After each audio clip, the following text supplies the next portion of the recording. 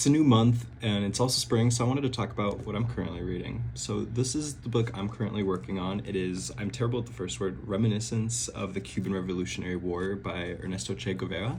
If you aren't familiar, Che Guevara was a big, huge member of the Cuban Revolution. And just considering everything happening with Cuba at the moment, I figured what's better to read than a first-hand account of what was going on there. The only better first-hand account you can get really is from other members or Fidel Castro. So I figured, why not? And I really enjoyed his other book, Motorcycle Diaries, which details him going on a bike and traveling across a ton of South America. He starts in Argentina, where he's from. He was originally a med student, and that trip kind of radicalized him. And this is kind of, I wouldn't call this a sequel to that. There's a book called Latin American Diaries, which is more of a sequel.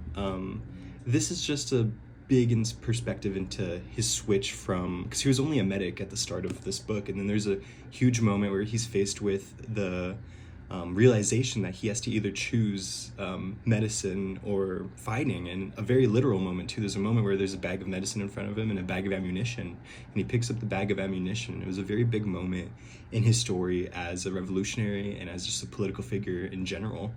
So I really can't recommend enough any of his writing. He's also super well read and super beautiful at writing. He actually just referenced a Jack London story that I read, and I was like, whoa. Not in like I was surprised that he would know Jack London, but more so I'm like, whoa, I read that one, because I've only read a couple Jack Londons. But yeah, I just wanted to quickly talk about what I've been reading lately.